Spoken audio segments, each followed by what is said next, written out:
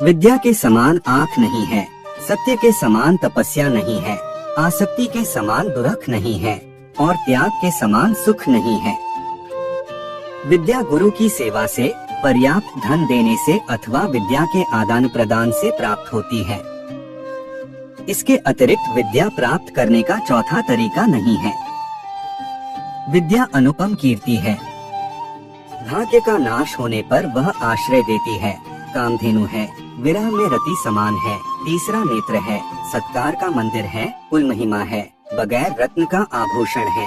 इसलिए अन्य सब विषयों को छोड़कर विद्या का अधिकारी बन। अर्थातुर को सुख और निद्रा नहीं होते, कामातुर को भय और लज्जा नहीं होते। विद्यातुर को सुख व निद्रा और भूख से पीड़ित को रुचि या समय का भान नहीं रहता। पढ़ने वाले को मूर्खत्व नहीं आता, जपने वाले को पातक नहीं लगता, मौन रहने वाले का झगड़ा नहीं होता और जागृत रहने वाले को भय नहीं होता। विद्याभ्यास, तप, ज्ञान, इंद्रिय संयम, अहिंसा और गुरु सेवा ये परम कल्याणकारक हैं। विद्या, तर्क शक्ति, विज्ञान, स्मृति शक्ति, तत्परता और कार्यशीलता ये 6 जिसके पास हैं, उसके लिए कुछ भी असाध्य नहीं। गाकर पढ़ना, शीघ्रता से पढ़ना, पढ़ते हुए सिर हिलाना, लिखा हुआ पढ़ जाना, अर्थ न जानकर पढ़ना और धीमा आवाज होना ये 6 पाठक के दोष हैं। सद्विद्या हो तो क्षुद्र पेट भरने की चिंता करने का कारण नहीं। तोता भी राम राम बोलने से खुराक पा ही लेता है। संसार में अनेक शास्त्र, वेद है, बहुत जानने को है, लेकिन समय बहुत कम है और विद्या बहुत अधिक है। अथ जो सारभूत है उसका ही सेवन करना चाहिए, जैसे हंस जल और दूध में से दूध को ग्रहण कर लेता है। विद्या माता की तरह रक्षण करती है, पिता की तरह हित करती है, पत्नी की तरह थकान दूर करके मन को रिझाती है, शोभा प्राप्त कराती है और चारों दिशाओं में कीर्ति फैलाती है। सचमुच कल्प वृक्ष की तरह यह विद्या क्या क्या सिद्ध नहीं करती। विद्यावान और विनीत पुरुष किस मनुष्य का चित्त हरण नहीं करता। सुवर्ण और मणि का संयोग किसकी आँखों को सुख नहीं देता। जब सब रास्ते बंद हो जाएं, तो श्री कृष्ण एक ऐसा रास्ता खोलते हैं जिसे चाहते हुए भी कोई बंद नहीं कर सकता। अगर आप दूसरे से अच्छे की आशा रखते हैं तो सामने वाले के साथ आप भी बुरा करके उसे निराश ना करें। जिस व्यक्ति का खुद के मन पर ही कोई नियंत्रण ना हो, वह वास्तव में स्वयं का ही शत्रु बन बैठता है। यदि आप चाहते हैं सभी आपसे प्रेम करें, तो प्रेम की शुरुआत पहले आपको करनी होगी, क्योंकि प्रकृति का नियम है जो बोया है वो ही निकलेगा। सदैव संदेह करने वाले व्यक्ति के लिए प्रसन्नता न इस लोक में है न ही कहीं और। मनुष्य अपने विश्वास से निर्मित होता है। जैसा वो विश्वास करता है वैसा वो बन जाता है। मन की गतिविधियों, होश, श्वास और भावनाओं के माध्यम से भगवान की शक्ति सदा तुम्हारे साथ है और लगातार तुम्हें बस एक साधन की तरह प्रयोग करके सभी कार्य कर रही है। उससे मत डरो जो वास्तविक नहीं है, न कभी था न कभी होगा। जो वास्तविक है वो हमेशा था और उसे कभी नष्ट नहीं किया जा सकता। व्यक्ति जो चाहे बन सकता है यदि वह विश्वास के साथ इच्छित वस्तु पर लगातार चिंतन करे। हर व्यक्ति का विश्वास उसकी प्रकृति के अनुसार होता है। मैं उन्हें ज्ञान देता हूँ जो सदा मुझसे जुड़े रहते हैं और जो मुझसे प्रेम करते हैं। प्रबुद्ध व्यक्ति सिवाय ईश्वर के किसी और पर निर्भर नहीं करता। मैं धरती की मधुर सुगंध हूँ, मैं अग्नि की ऊष्मा हूँ, सभी जीवित प्राणियों का जीवन और सन्यासियों का आत्म संयम हूँ। जिंदगी में कभी उदास मत होना, कभी नाराज नहीं होना। यह जिंदगी एक संघर्ष सी चलती रहेगी, बस तुम अपना जीने का अंदाज ना खोना। ईश्वर का ध्यान कर लेने पर मनुष्य का आकार वही रहता है, परंतु उससे अशुभ कर्म नहीं होते।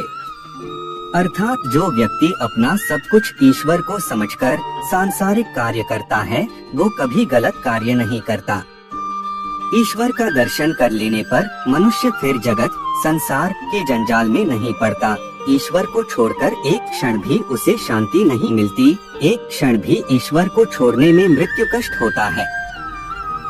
ईश्वर के पास जाने के अनेकों उपाय हैं। सभी धर्म इसी के उपाय दिखला रहे हैं। जब सब रास्ते बंद हो जाए तो श्री कृष्ण एक ऐसा रास्ता खोलते हैं जिसे चाहते हुए भी कोई बंद नहीं कर सकता। अगर आप दूसरे से अच्छे की आशा रखते हैं तो सामने वाले के साथ आप भी बुरा करके उसे निराश ना करें।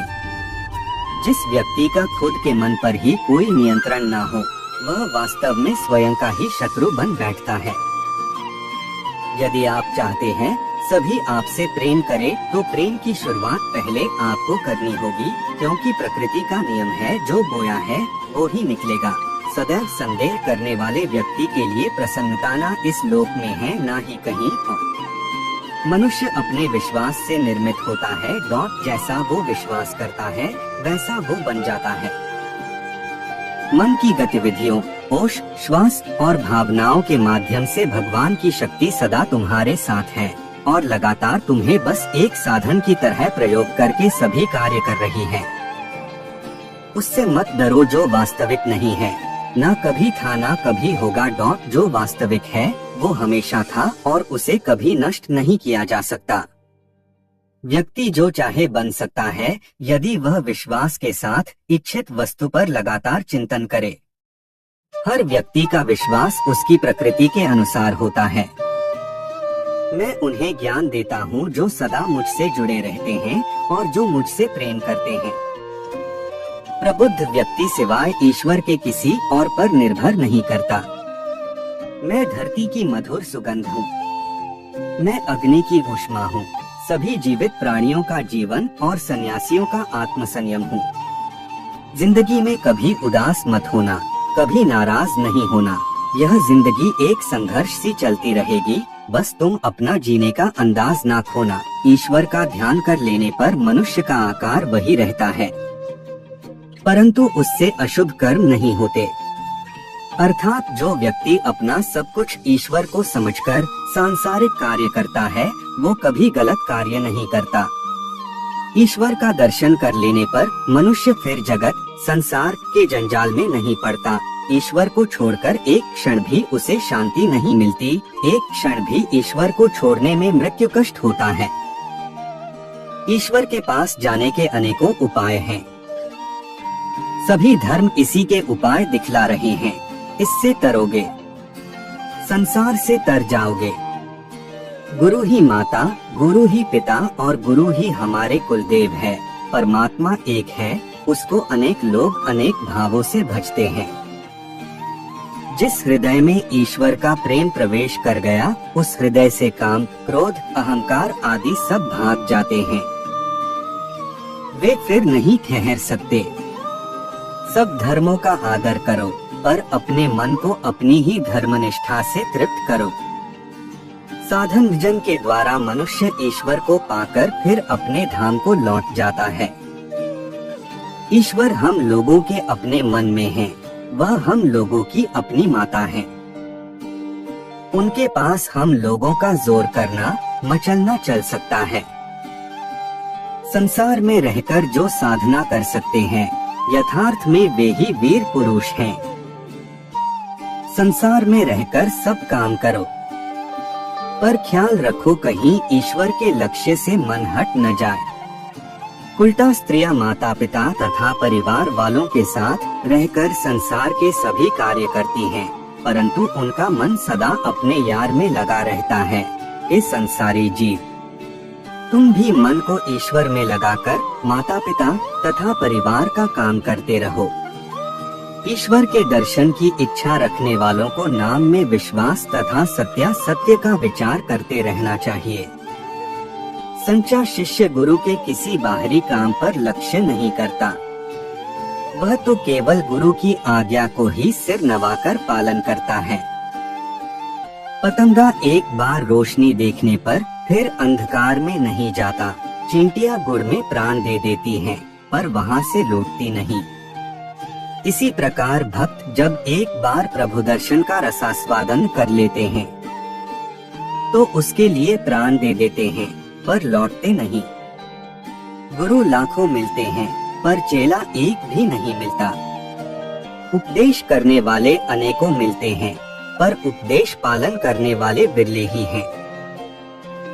ईश्वर का प्रकाश सबके हृदय में समान होने पर भी वह साधुओं के हृदय में अधिक प्रकाशित होता है। समाधि अवस्था में मन को उतना ही आनंद मिलता है जितना जीती मछली को तालाब में छोड़ देने से ज्ञान पुरुष है, भक्ति स्त्री है। पुरुष माया नारी से तभी छूट सकता है जब वह परम वैरागी हो, किंतु भक्ति से तो माया सहज ही छूटी हुई है। काजल की कोठरी में कितना भी बचकर रहो, कुछ न कुछ कसौंस लगेगी ही। इसी प्रकार युवक युवती परस्पर बहुत सावधानी के साथ रहें तो भी कुछ न कुछ काम जागेगा ही। जिस प्रकार दर्पण स्वच्छ होने पर उसमें मुंह दिखलाई देने लगता है, उसी प्रकार हृदय के स्वच्छ होते ही उसमें भगवान का रूप दिखाई देने लगता है। ईश्वर को अपना समझकर किसी एक भाव से उसकी सेवा पूजा करने का नाम भक्ति योग है। कलयुग में और योगों की अपेक्षा भक्ति योग से सहज ही ईश्वर की प्राप्ति होती है।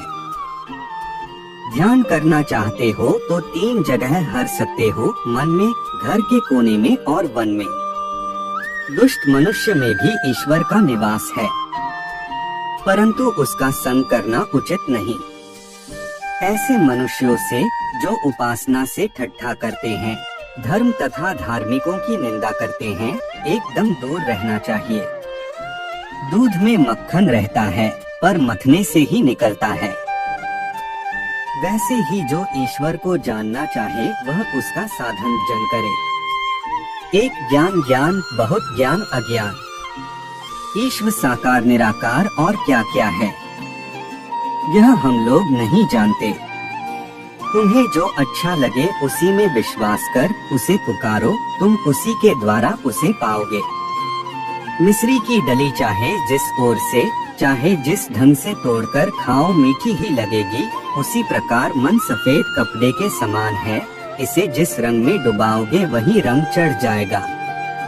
मन को स्वतंत्र छोड़ देने पर वह नाना प्रकार के संकल्प विकल्प करने लगता है, परंतु विचार रूपी अंकुश से मारने पर वह स्थिर हो जाता है। हरिनाम सुनते ही जिसकी आँखों से सच्चे प्रमाश्रु वह निकलते हैं, वही नाम प्रेमी है। डुबकी लगाते ही जाओ, रत्न अवश्य मिलेगा। धीरज रखकर साधना करते रहो, यथा समय अवश्य ही तुम्हारे ऊपर ईश्वर की कृपा होगी। साधु संग को धर्म का सर्व प्रधान अंग समझना चाहिए। मरने के समय मन में जैसा भाव होता है, दूसरे जन्म में वैसी ही गति होती है। इसीलिए जीवन भर भगवान के स्मरण की आवश्यकता है, जिससे मृत्यु के समय केवल भगवान ही याद आवे। ईश्वर अपने आने के पूर्व साधक के हृदय में प्रेम, भक्ति, विश्वास तथा व्याकुलता पहले ही भर देते हैं। हृदय स्थिर होने से ही ईश्वर का दर्शन होता है। हृदय सरोवर में जब तक कामना की हवा बहती रहेगी, तब तक ईश्वर का दर्शन असंभव है। केवल ईश्वर ज्ञान ही ज्ञान है और सब अज्ञान है। भगवान भक्ति के वश हैं, वे अपनी ओर ममता और प्रेम चाहते हैं। जिसके मन में ईश्वर का प्रेम उत्पन्न हो गया, उसे संसार का कोई सुख अच्छा नहीं लगता। जो प्रभु के प्रेम में बाबला हो गया है, जिसने अपना सब कुछ उनके चरणों में अर्पण कर दिया है, उसका सारा भार प्रभु अपने ऊपर ले लेते हैं। संसार में आकर भगवान के विषय में तर्क, युक्ति, विचार आदि करने से कुछ फल नहीं। जो प्रभु को प्राप्त कर आनंदानुभव कर सकता है, वही धन्य है। सभी मनुष्य जन्म जन्मांतर में कभी न कभी भगवान को देखेंगे ही। सुई के छेद में धागा पहनाना चाहते हो तो उसे पतला करो। मन को ईश्वर में पिरोना चाहते हो तो दीनहीन अकिंचन बनो। भक्त का हृदय भगवान की बैठक है। संसार में जो जितना सह सकता है, वह उतना ही महात्मा है। जिसका मन रूप चुवक्यंत्र भगवान के चरण कमलों की और रहता है, उसके डूब जाने या राह भूलने का डर नहीं। साधन की राह में कई बार गिरना उठना होता है, परंतु प्रयत्न करने पर फिर साधन ठीक हो जाता है। सच्चे विश्वासी भक्त का विश्वास तथा भक्ति किसी प्रकार नष्ट नहीं होती।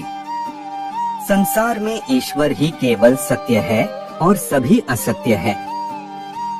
दुर्लभ मनुष्य जन्म पाकर जो व्यक्ति ईश्वर की प्राप्ति के लिए यत्न नहीं करता, उसका जन्म वृथा ही है।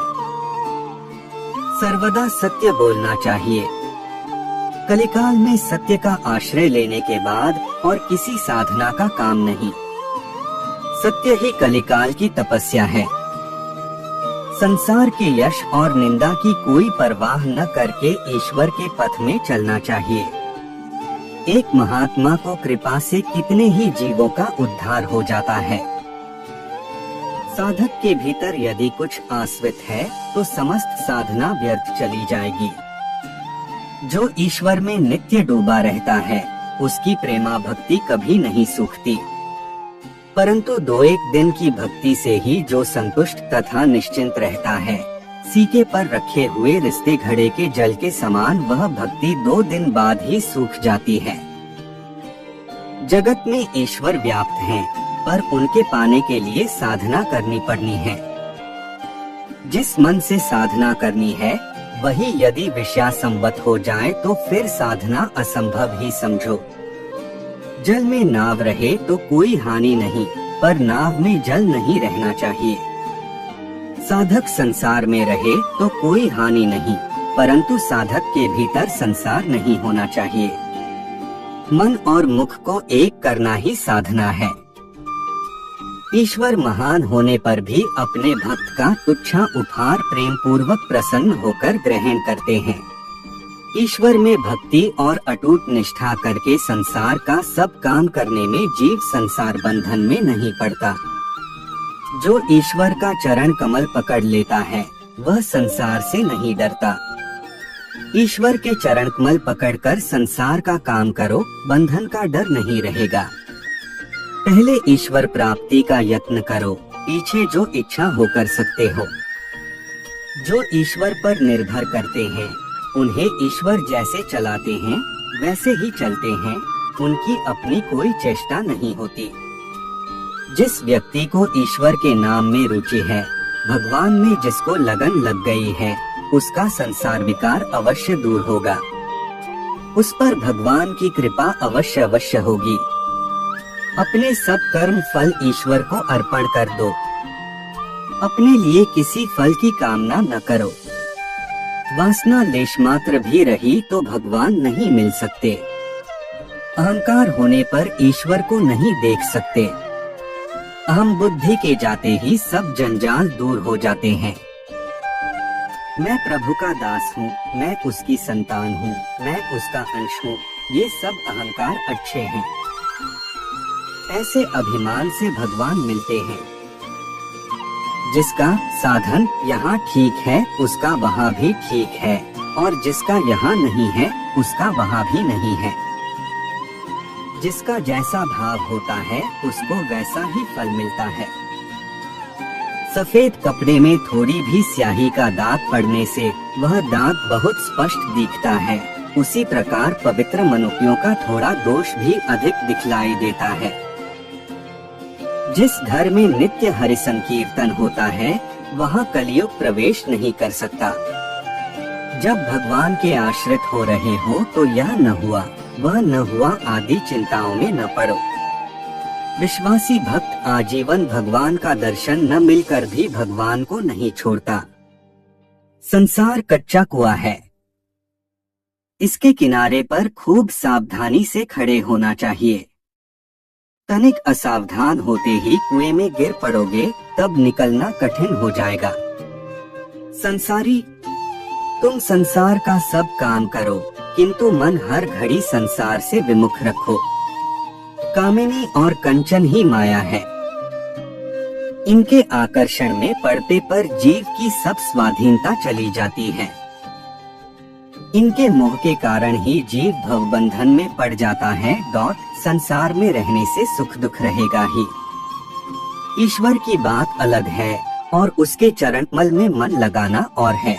दुख के हाथ से छुटकारा पाने का और कोई उपाय है नहीं।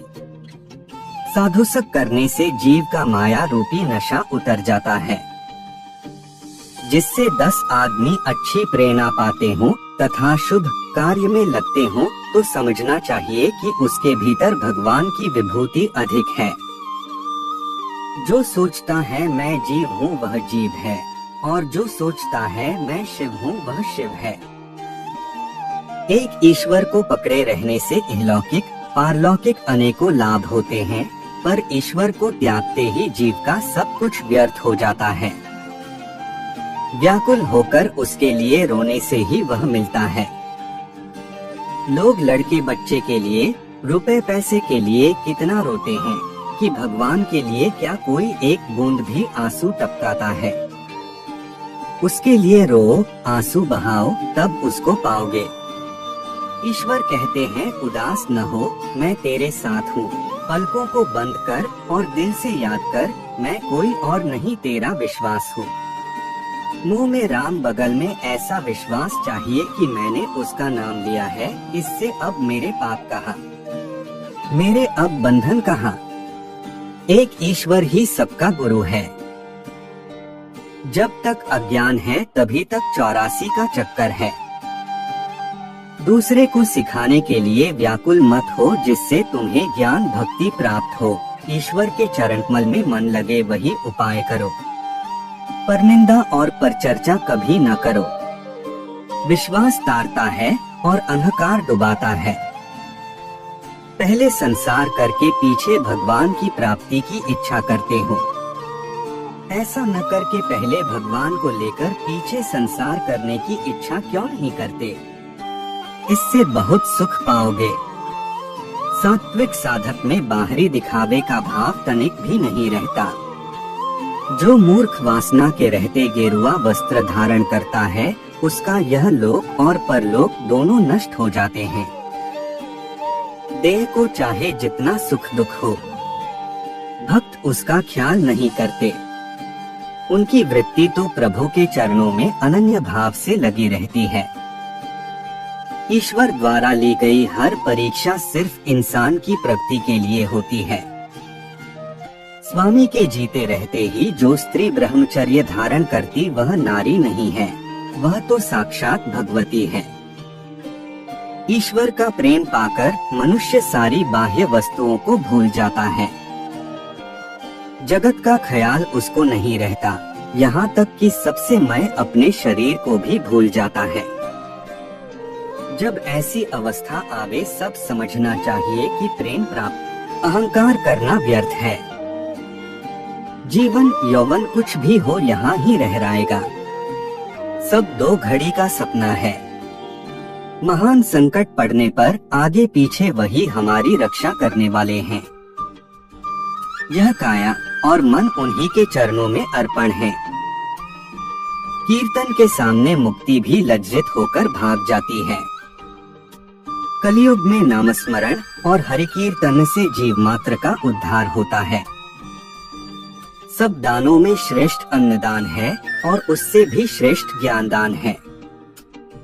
बैठकर राम नाम के ध्यान का अनुष्ठान करें, उसी में मन को दृढ़ कर एक निष्ठा भाव में मग्न हो।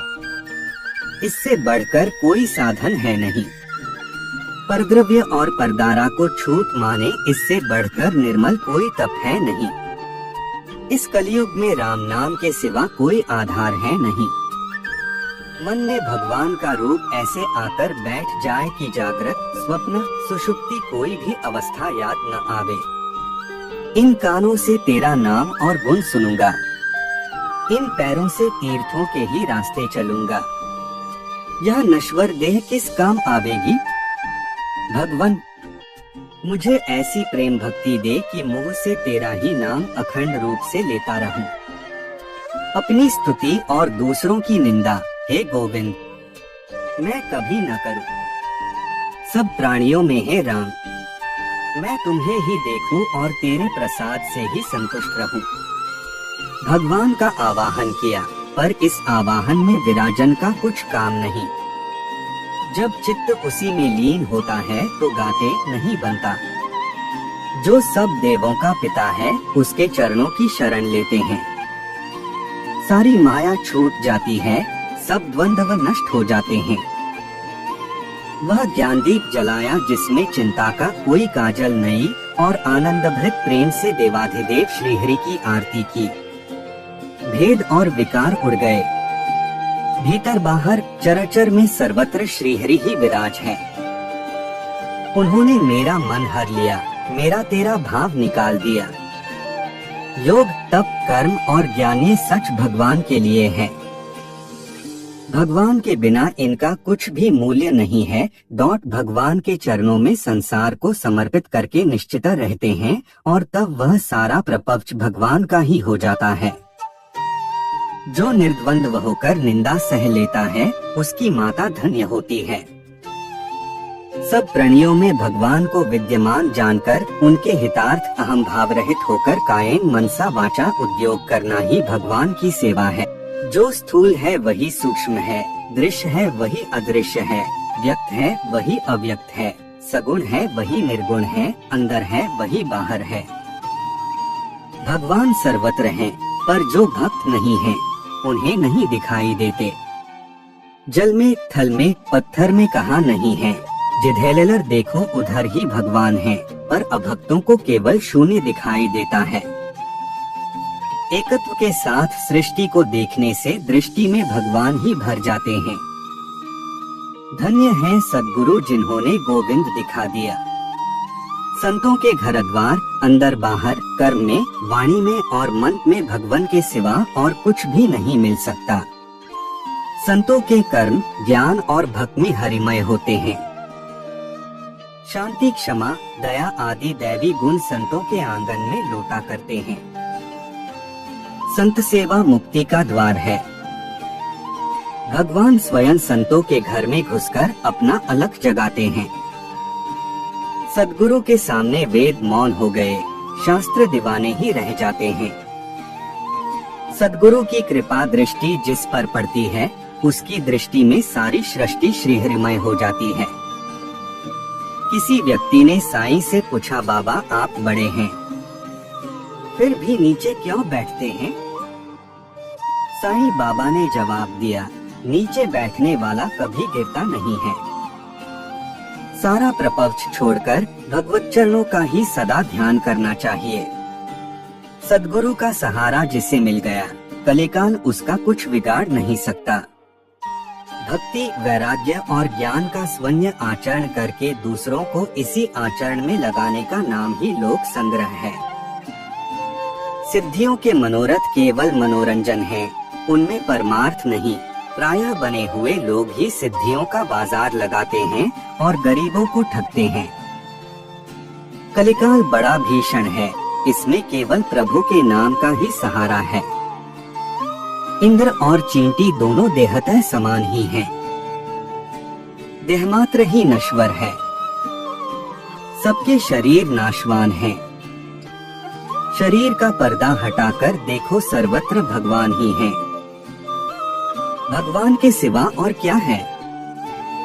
अपनी दृष्टि चिन्मय हो तो सर्वत्र श्रीहरि ही हैं। श्री कृष्ण तो सर्वत्र रम रहे हैं। वह संपूर्ण विश्व के अंदर और बाहर व्याप्त हैं। जहाँ हो वहीं देखो, वहीं तुम्हें वह दर्शन देंगे।